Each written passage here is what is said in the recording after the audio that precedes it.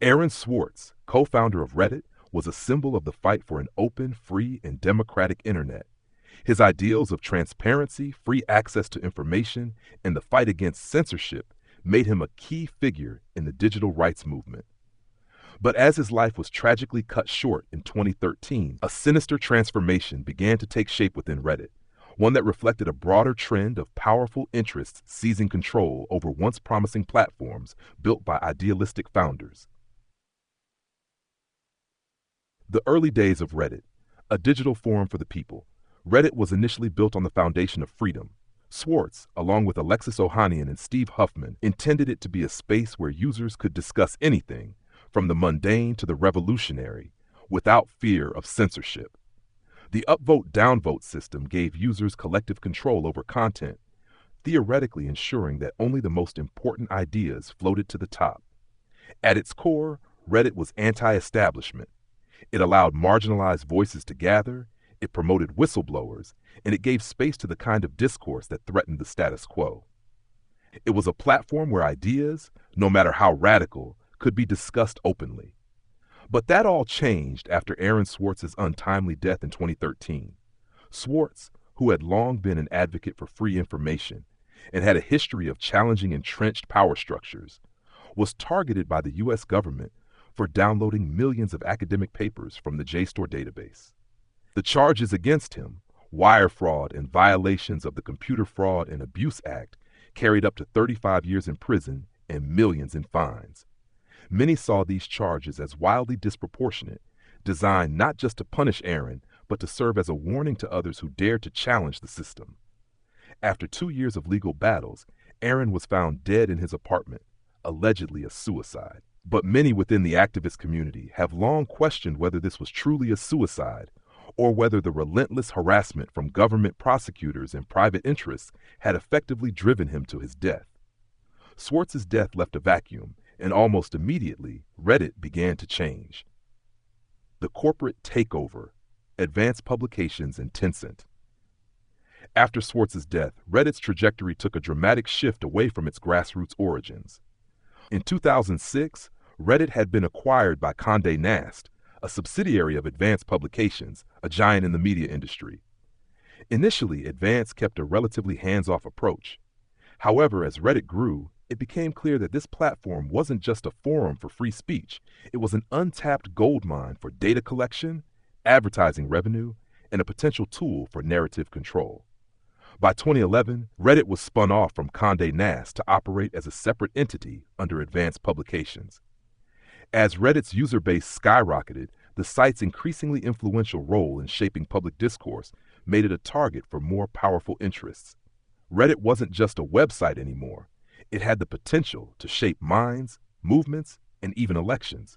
In 2019, a significant portion of Reddit was sold to Tencent, a Chinese conglomerate with close ties to the Chinese Communist Party and a notorious history of censorship.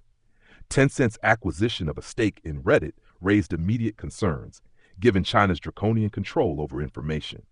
Tencent's platforms in China, such as WeChat, have long been used as tools for surveillance and censorship, with the Chinese government closely monitoring what can be discussed online.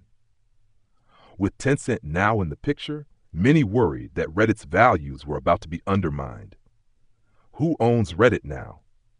Currently, Reddit is owned primarily by Advance Publications and Tencent, with other institutional investors also holding significant stakes. This ownership structure raises questions about who controls the platform's future and what their motivations are. Advance Publications is a privately held American media company controlled by the Newhouse family, one of the wealthiest media dynasties in the world. The Newhouse family's empire includes media giants like Condé Nast and The New Yorker. Over the years, they've built a reputation for being deeply embedded in establishment interests.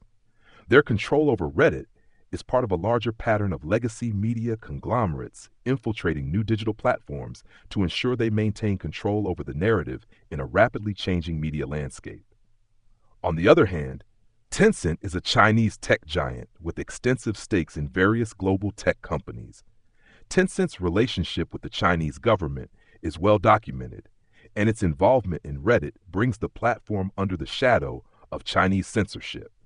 Tencent has been instrumental in helping the Chinese government suppress dissent, censor the internet, and promote state-sponsored narratives. Having a company like Tencent as a significant stakeholder in Reddit sends a clear signal. Reddit is no longer the free and open platform it once was. Why was Reddit hijacked? Reddit was hijacked because of its immense power to influence public opinion. In its early days, Reddit was a thorn in the side of governments and corporations alike. It was used to organize protests like Occupy Wall Street, expose corruption, and spread anti-establishment sentiment. For those in power, Reddit's freewheeling nature posed a threat. It gave too much power to ordinary people to shape narratives, bypassing traditional gatekeepers in the media. As a result, it had to be neutralized. By allowing corporate interests to gain control, Reddit could be transformed from a platform for free speech into one that serves the interests of its owners and investors. How Reddit was converted into a mainstream social network. As Advance Publications and Tencent tightened their grip, Reddit gradually began to resemble the very media giants it once rebelled against. Subreddits critical of the establishment began facing stricter moderation. Content that questioned the government or corporate power was increasingly subject to censorship under the guise of misinformation or hate speech. The once radical edges of Reddit were sanded down, making it safer for advertisers and more palatable for mainstream audiences. Algorithms were introduced to prioritize certain content over others, subtly guiding users away from the platform's original mission of free and open discussion.